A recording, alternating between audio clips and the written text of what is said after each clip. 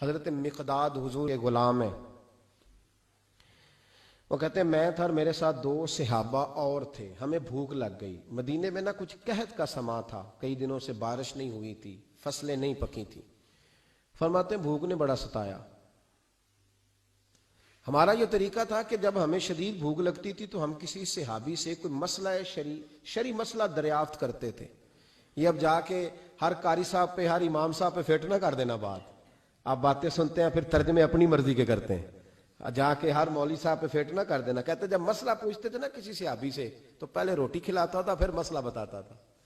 اب میں پہلا وضاحت کر لی یہ گل بھی آپ, اس لیے میں نے اگلی بات بعد میں کی ہے, کیونکہ آپ نے اسی حساب سے روٹی کھلانی ہے نا جس حساب سے اپنے امام کو تنخواہ دیتے ہو, اسی حساب سے روٹی کھانی ہے نا اس بیچارے.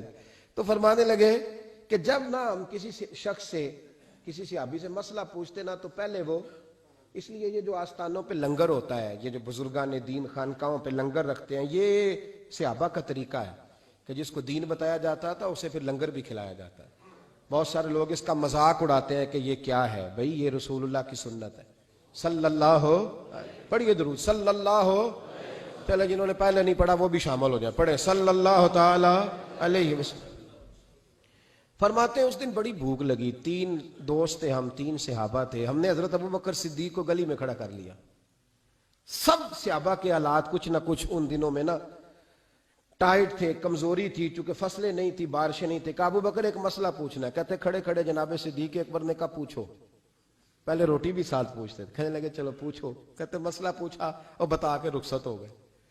پھر ہم نے حضرت عمر سے پوچھا, انہوں نے بھی سوال کا جواب دیا پر کھانا نہ پوچھا. پھر 2-3 اور لوگوں کو ہم نے ٹٹولا, لیکن اس دن سب نے مسئلہ ہی بتایا, روٹی نہیں پوچھی. حضرت مقداد کہتے ہیں ہم نے پروگرام بنایا حضرت عبد الرحمن ابن عوف سے مسئلہ پوچھنے کا, تو میرے ساتھ والے دونوں کہنے لگے بس کر, بڑے آزما لیے, اب چل سیدھا دروازہ رسول پہ چلے. اب مسئلہ پوچھنا ہے تو ان سے پوچھنا ہے جن سے سن کے ساری دنیا مسئلے بتاتی ہے, انہی سے پوچھتے ہیں, ڈائریکٹ چلتے ہیں. کہتے ہیں ہم آئے مسجد نبی میں, حضور بیٹھے تھے. حضرت مقداد کہتے ہیں ہماری بکریوں کے تھنوں میں دودھ خشک ہو گیا تھا.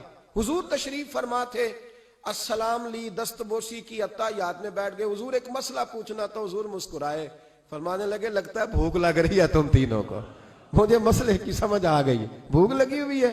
یا رسول اللہ بڑی. فرمایا میری 4 بکریاں ہیں اور اللہ نے فضل کیا, قحط میں بھی ان کے تھن دودھ سے بھرے ہوئے ہیں. فرمایا جاؤ, 3 تم ہو, چوتھا میں ہوں, اس طرح کرنا 3 بکریوں کا دودھ تم پی لینا, 1 کا میرے لیے لے آنا. کہتے ہیں یا رسول اللہ ہم پی آئے. تو حضور نے فرمایا رکو, جب تک تمہارا دل کرے میرے مہمان بن سکتے ہو. فرماتے ہم 3 دن نبی پاک کے مہمان رہے. صبح و شام 4 بکریوں کا دودھ دھوتے, 3 کا پی لیتے, 1 پیالہ حضور کے لیے رکھ لیتے. فرماتے ہیں تیسرا دن آیا نا, حضرت مقداد کہتے ہیں وہ تو سو گئے دودھ پی کے, پر وہ جو نبی پاک کے لیے پڑا تھا نا, میری بار بار توجہ اس کی طرف جاتی, بار بار, اور میرے اندر سے آواز آتی کہ حضور کو تو بڑی خدمت کرتے ہیں صحابہ, تو حضور نے تو شاید کچھ اور کھا لیا تو پی نہ لوں, پی نہ لوں. کہتے کئی دفعہ میں نے روکا پر میں نہ ہی اپنے آپ کو روک سکا, میں پی گیا حضور کے حصے کا بھی دودھ.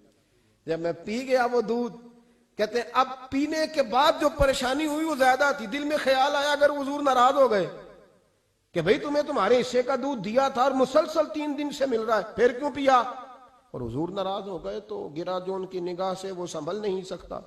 فرمانے لگے اسی پریشانی میں تھا کہ حضور آ گئے. اب تو میرا وجود کانپنے لگا. سرکار سیدھے اس پیالے کی جانب گئے جس میں دودھ ہوتا تھا. فرماتے ہیں نبی پاک نے نہ اٹھایا کپڑا, اٹھایا برتن, دودھ نہیں تھا. حضور نے پوچھا نہیں کون پی گیا ہے, بلکہ نبی پاک نے ہاتھ اٹھایا کہ اللہم اطعم من اطعمنی واسقی من سقانی, یا اللہ جو مجھے کھلائے تو اسے کھلا, جو مجھے پلائے تو اسے پلا. حضرت مقداد کہتے ہیں میں نے کہا اوہ یہ تو بڑی قیمتی دعا مل رہی ہے, بکریاں میری جو بکریاں تھی وہ تو پہلے نہیں دودھ دے رہی,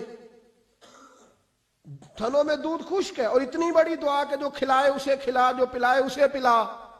نبی کریم علیہ السلام کی دعا سنی تو کہتا میں بستر کے اندر منہ دیا ہوا تھا, جھٹ سے میں نے کپڑا اتارا, چھری پکڑی اور اپنے باڑے میں چلا گیا کہ ایک بکری ذبح کر کے لاتا ہوں, حضور کو کھلاتا ہوں تاکہ یہ دعا مجھے مل جائے کہ یا اللہ جو مجھے کھلائے تو اسے کھلا.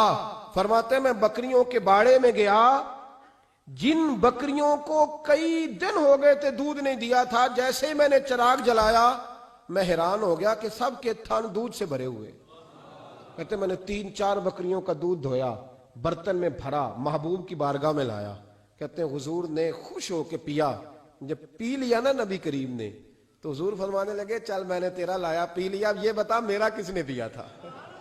اب وہ والی بات کرنا جس کے گچھے سے لچھے جڑے نور کے، ان ستاروں کی نزہت پہ لاکھوں سلام، ان کے خطبے کی ہیبت پہ کروڑوں درود، ان کی باتوں کی لذت پہ لاکھوں سلام، جس کی تسکین سے روتے ہوئے ہنس پڑے، اس تبسم کی عادت پہ فرمایا بتا میرے والا کس نے پیا؟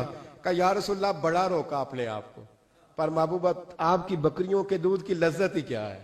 حضور نہیں روک سکا تو محبوب کریم فرمانے لگے اچھا اکیلے پی گئے ہو، جا پھر دودھ بھی تو میرا پی گیا ہے، اور میں تیرے لیے پھر دعا کرتا ہوں کہ یا اللہ اس نے مجھے پلایا تو اسے پلا، اس نے مجھے کھلایا تو اسے کھلا. نبی کریم ہر اس شخص کا خیال رکھتے جو بھوکا ہوتا، جو پیاسا ہوتا، جو کمزور ہوتا.